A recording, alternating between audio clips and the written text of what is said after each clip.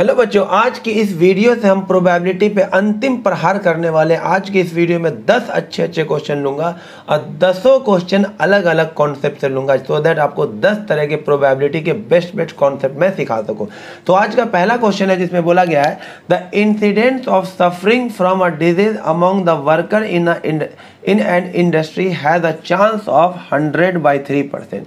एक इंडस्ट्री में किसी वर्कर के बीमार होने का जो चांस है वो कितना है? 10/3। तो हम मान लेते हैं बीमार होने का जो चांस है उसको P मान लेते हैं। तो 100/3% का मतलब हुआ 1/3 उसकी प्रोबेबिलिटी हो गई। और बीमार नहीं होने की प्रोबेबिलिटी समझ लीजिए वो कितना हो जाएगा? 2/3 हो जाएगा। 1 में से माइनस कर लिया। अब आपसे पूछा गया what is the probability that exactly 3 out of 6 worker suffer from the disease. मतलब 6 में से 3 वर्कर क्या हो? बीमार हो। इसकी प्रोबेबिलिटी बताओ।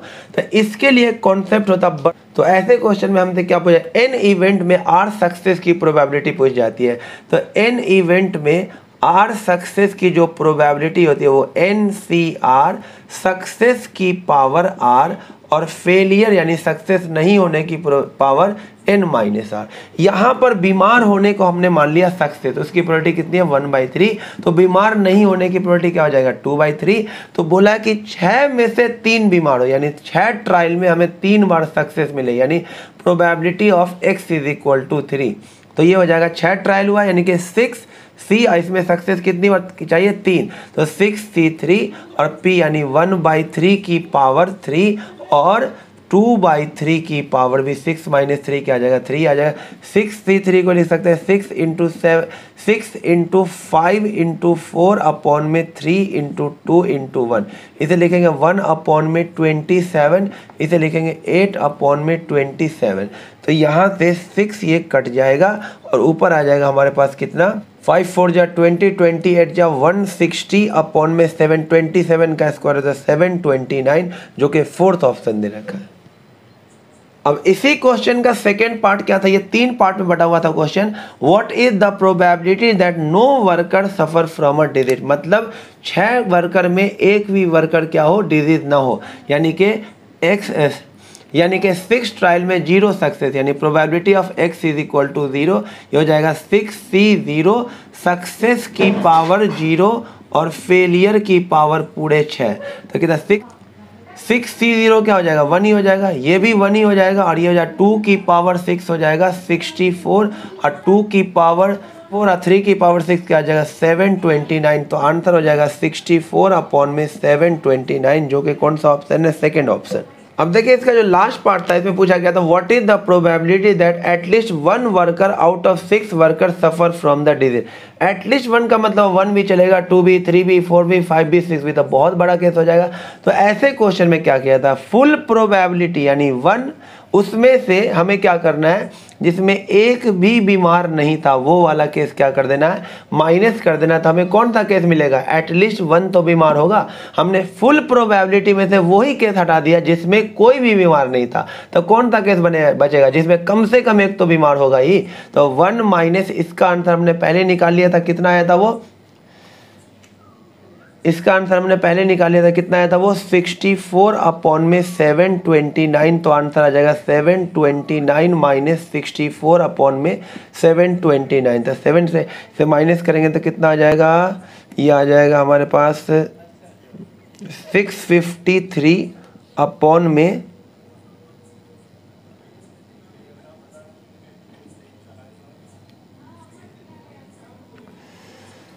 9 - 4 ये हो जाएगा 5 और ये हो जाएगा बड़ा, ये चने के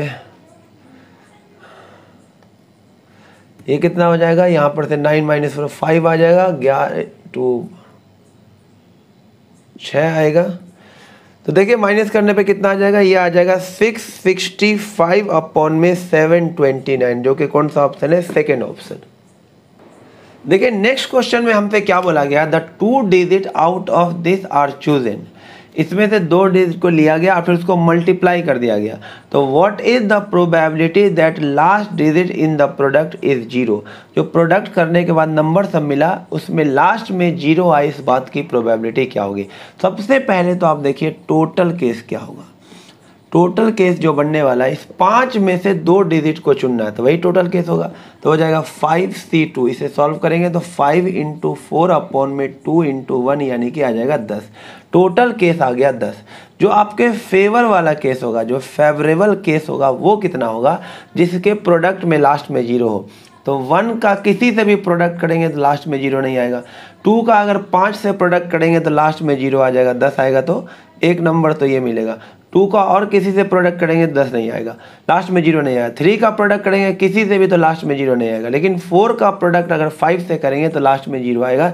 तो फेवर में हमारे पास 2 नंबर होगा, 2 पेयर होगा। तो फेवर वाला केस क्या हो जाएगा, 2। तो प्रोबेबिलिटी क्या हो जाएगा, फेवरेबल अपॉन में टोटल यानी 1/5, जो कि सेकेंड ऑप्शन है। देखिए नेक्स्ट क्वेश्चन हमारे पास है, जिसमें बोला 3 digit number are form by using 1 2 3। इसको यूज करके 3 डिजिट का नंबर बनाएगा विदाउट रिपीटेशन। और नंबर इज रैंडमली सेलेक्टेड, उसमें से एक नंबर को सेलेक्ट कर दिया गया। What is the probability that number is divisible by 3, यानी 3 से डिविजिबल वाले नंबर के आने की प्रोबेबिलिटी क्या होगी। तो आप गौर से एक चीज देखिए, जो आपका टोटल केस होगा, 3 डिजिट से आपको 3 नंबर से 3 डिजिट का नंबर बनाना है। तो तीनों को अरेंज करने का तरीका क्या हो जाएगा, फैक्टोरियल 3, यानी कि 6 नंबर बनेंगे। 6 नंबर आपको दिख रहा होगा यहाँ पर, तो इस तीनों को इधर उधर शिफ्ट करके 6 नंबर बनाएंगे। अब ये तो हो गया टोटल केस, ये हो गया आपका टोटल केस हो गया 6। जो आपका फेवरेबल केस होगा, फेवरेबल केस क्या होगा, 3 का multiple. What is the probability that number is divisible by 3, यानी 3 का मल्टीपल नंबर आपका फेवरेबल होगा। बट आप गौर से देखिए, इसको किसी तरह से भी अरेंज करेंगे, 137, 731, 371, कोई सा भी नंबर ले लीजिए, इसमें कोई भी नंबर 3 से डिविजिबल नहीं होगा, क्योंकि इसका सम ही 3 से डिविजिबल नहीं है।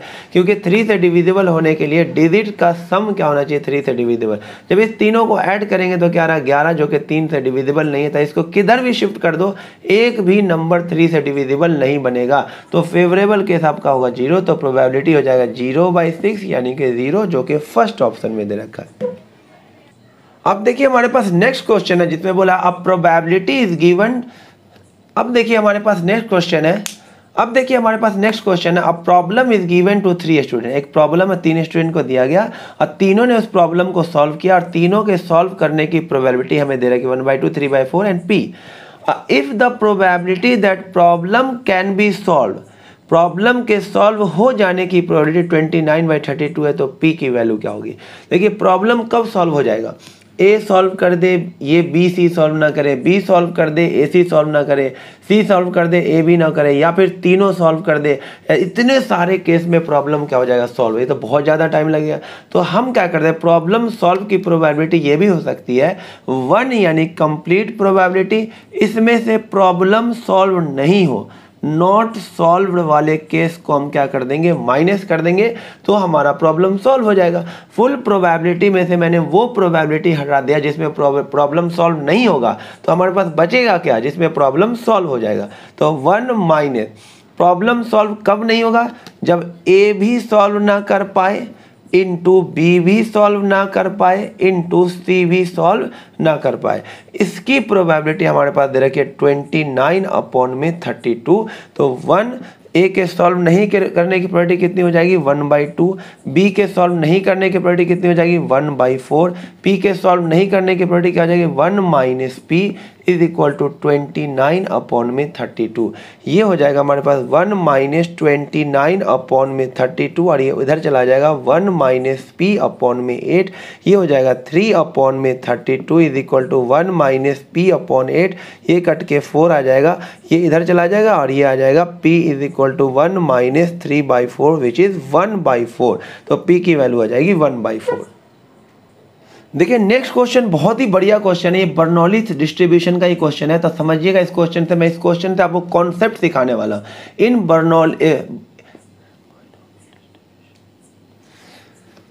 देखिए नेक्स्ट क्वेश्चन काफी बढ़िया क्वेश्चन है। ये क्वेश्चन बाइनोमियल डिस्ट्रीब्यूशन का है, जिसमें बोला गया है कि मीन हमारे पास 2/3 है, वेरिएंस 5/9 है। तो random variable x is equal to 2 की प्रोबेबिलिटी बतानी है। तो याद रखना बाइनोमियल डिस्ट्रीब्यूशन में जो मीन होता है वो किसके इक्वल होता है, n number of trial into में सक्सेस, ये होता है मीन, जिसकी वैल्यू दे रखी है 2/3। और वेरिएंस क्या होता है, नंबर ऑफ ट्रायल इंटू में सक्सेस इंटू में फेलियर, ये दे रखा है 5/9, ये दे रखा हमारे पास। हाँ, उसके बाद अगर हम इसको डिवाइड कर देंगे, इसको इससे अगर डिवाइड कर देंगे NPQ अपॉन में NP कर देंगे तो 5/9 अपॉन में 2/3 आ जाएगा। NP से NP कट जाएगा, Q की वैल्यू हो जाएगी 5/9 इंटू में 3 अपॉन में 2, ये यहाँ से कट जाएगा 3, यानी कि Q की जो वैल्यू आ जाएगी 5/6 आ जाएगा। और P और Q का सम 1 होता है तो P किसके इक्वल आ जाएगा 1/6। Q भी आ गया, P भी आ गया। Q और P दोनों आ जाने के बाद हमारा नंबर ऑफ ट्रायल भी आ जाएगा। Q की वैल्यू अगर यहाँ डाल देंगे तो हमारे पास N मिल जाता है। N इंटू में P की वैल्यू 1/6, Q की वैल्यू 5/6 और यहाँ 5/9, तो ये 5 से 5 कट गया। N की वैल्यू क्या 36 अपॉन में 9, तो N की वैल्यू कितनी हो गई 4, यानी नंबर ऑफ ट्रायल कितनी बार हो रहा है 4, और उसमें कितने बार सक्सेस चाहिए 2 बार, तो 2 बार सक्सेस की probability x is equal to 2 की प्रोबेबिलिटी 4C2 सक्सेस की पावर 2 और फेलियर की पावर भी 2। 4C2 कितना हो जाएगा 4 इंटू 3 अपॉन में 2 इंटू 1, P कितना हमारा, P की वैल्यू निकली है 1/6 का स्क्वायर 1/36, Q की वैल्यू निकला 5/6 यानी 25 अपॉन में 36। तो यहाँ से सॉल्व करने के बाद कितना आ जाएगा, ये तो 2 हो जाएगा, ये कितना हो जाएगा, ये कट जाएगा 3 से, ये 12 और ये कट जाएगा कितना 6, तो हमारे पास आ जाएगा 25 अपॉन में ये कितना हो जाएगा 216, यानी कि 4th ऑप्शन। देखिए नेक्स्ट क्वेश्चन हमारे पास बोला गया what is the probability that February of leap year have 5 Sunday. देखिए जो लीप ईयर का फेब्रुअरी होता है वो कितना होता है, उसमें 29 डेज होता है। तो देखिए 29 डेज है तो 4 संडे तो आएगा ही आएगा, क्योंकि 28 डेज में 4 संडे आ जाएगा। अब एक दिन एक्स्ट्रा बच गया तो 29 डे में 4 संडे तो फिक्स आएगा एक। बट देखिए कभी कभी ऐसा क्वेश्चन आता है कि लीप ईयर में 53 संडे हो, इसकी प्रोबेबिलिटी क्या होगी।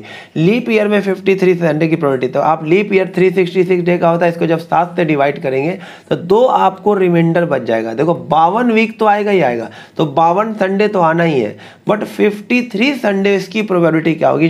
ये जो 2 दिन एक्स्ट्रा है, ये 2 दिन क्या क्या हो सकता है बताइए। संडे मंडे हो सकता है, या फिर क्या हो सकता है मंडे ट्यूसडे हो सकता है, या फिर क्या हो सकता है ट्यूसडे वेडनेसडे हो सकता है, या क्या हो सकता है वेडनेसडे थर्सडे हो सकता है, या फिर क्या हो सकता है थर्सडे फ्राइडे हो सकता है, फ्राइडे सैटरडे हो सकता है, या फिर क्या हो सकता है सैटरडे संडे हो सकता है। यही हो सकता है, और कोई केस बनेगा नहीं। तो इसमें बोला कि 53 संडे की प्रोबेबिलिटी, तो इसमें कितनी बार संडे आ रहा है, एक यहाँ पे आ रहा है संडे, एक यहाँ पे आ रहा है, तो अंतर क्या है 2 हो गया फेवर में, और टोटल कितने केस है 7, तो 53 संडे आने की प्रोबेबिलिटी क्या होगी 2/7। चाहे 53 मंडे की प्रोबेबिलिटी पूछी वो भी 2/7 होगा। तो लीप ईयर हुआ, विदाउट लीप ईयर होता तो ये 365 डेज हो जाता, तो इसमें रिमाइंडर कितना बचता 1। अब 53 संडे की प्रोबेबिलिटी इस बार क्या हो जाएगी, इसमें ये वाला केस आ जाएगा तो कितना आ जाएगा 1/7। 53 मंडे की प्रोबेबिलिटी क्या हो जाएगी 1/7। देखिए नेक्स्ट क्वेश्चन में कई सारा कॉन्सेप्ट आपको सीखने को मिलेगा। ए और बी एक ऐसा इवेंट है जो म्यूचुअली एक्सक्लूसिव भी है और एग्जॉस्टिव भी है। तो बच्चों याद रखना, म्यूचुअली एक्सक्लूसिव में क्या होता है ए इंटरसेक्शन बी किसके इक्वल होता है फाई के, और एग्जॉस्टिव में क्या होता है ए यूनियन बी पूरा सैंपल स्पेस के इक्वल होता है। तो आपसे बोला गया ये प्रोबेबिलिटी ऑफ बी है, दे रखा 3 टाइम्स द प्रोबेबिलिटी ऑफ ए, आपको पूछा प्रोबेबिलिटी ऑफ बी कॉम्प्लीमेंट। तो इसमें हम क्या करेंगे, ये फॉर्मूला लगाएंगे probability of A union B का, तो ये क्या हो जाएगा probability of A plus probability of B minus probability of A intersection B. अगर यूनियन पूरा सैंपल स्पेस ही आ जाएगा तो इसकी प्रोबेबिलिटी क्या हो जाएगी फुल हो जाएगी, और ए की प्रोबेबिलिटी हमें पता नहीं है, और B की प्रोबेबिलिटी किसके इक्वल 3 टाइम्स ऑफ A की प्रोबेबिलिटी। और जब कुछ कॉमन ही नहीं हो रहा है तो इंटरसेक्शन की प्रोबेबिलिटी क्या हो जाएगी 0 हो जाएगी। तो यहाँ से 4 times of probability of A हो जाएगा 1 के, तो प्रोबेबिलिटी ऑफ A किसके इक्वल हो जाएगा 1/4 के, तो प्रोबेबिलिटी ऑफ B किसके इक्वल हो जाएगा 3 टाइम्स ऑफ प्रोबेबिलिटी ऑफ ए, यानी कि 3/4। बट हमें बी के नहीं होने की प्रोबेबिलिटी पूछा है, तो प्रोबेबिलिटी ऑफ बी कॉम्प्लीमेंट कितना होगा 1/4 जे के सेकेंड ऑप्शन में। अब देखिए नेक्स्ट क्वेश्चन जो ये कंडीशनल प्रोबेबिलिटी पे बेस्ड क्वेश्चन है। ए और बी और ए की प्रोबेबिलिटी जब बी हो चुका हो ये दे रखा है, और हमसे पूछा गया बी की प्रोबेबिलिटी जब ए कंप्लीट हो चुका हो। तो कंडीशनल प्रोबेबिलिटी का जो फॉर्मूला होता है बी के होने की प्रोबेबिलिटी जब ए कंप्लीट हो चुका हो, तो ये होता है probability of A intersection B upon में प्रोबेबिलिटी ऑफ ए।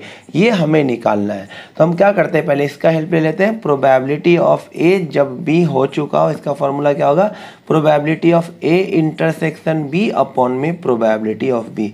इसकी जगह लिखेंगे 1/6। इंटरसेक्शन हमें पता नहीं है, ये निकालना ही हमें। अब बी की प्रोबेबिलिटी लिखेंगे कितना, 1/4, यानी कि 1/4 कहाँ चला जाएगा, ऊपर।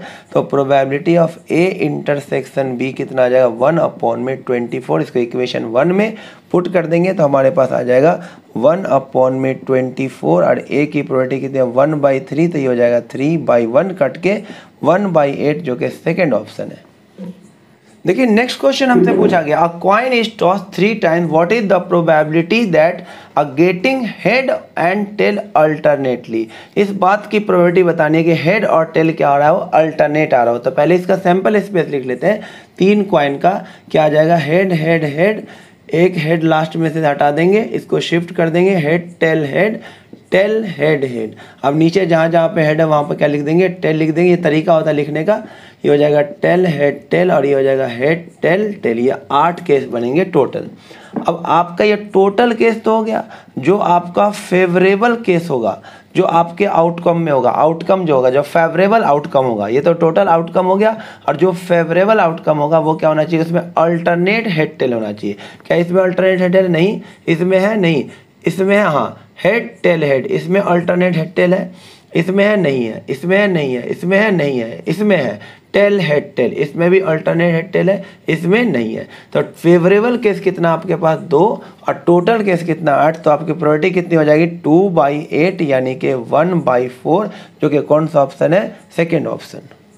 देखिए बच्चों लास्ट क्वेश्चन आज का, जिसमें बोला गया 2 बैग है, जिसमें एक बैग में 4 वाइट और 2 ब्लैक है, दूसरे बैग में 3 वाइट और 5 ब्लैक है। 1 ball is drawn from each bag, दोनों में से एक एक बॉल लिया गया। Then what is the probability that 1 ball is white and 1 ball is black. तो इसमें तो देखिए बच्चों इसमें 2 केस बन सकता है। मान लो आपने इसमें से वाइट लिया, तो इसमें से वाइट लेने की प्रोबेबिलिटी क्या हो जाएगी 4/6, और इसमें से ब्लैक लिया तो ब्लैक की प्रोबेबिलिटी 5/8 हो जाएगा। या ऐसा हो सकता है इसमें से आपने ब्लैक लिया तो 2/6, और इसमें से वाइट लिया तो क्या आ जाएगा 3/8, ये केस हो जाएगा। यानी ये क्या आ जाएगा हमारे पास 20/48 प्लस में 6/48, यानी 26/48, यानी 13/24, जो कि कौन सा ऑप्शन है, सेकेंड ऑप्शन।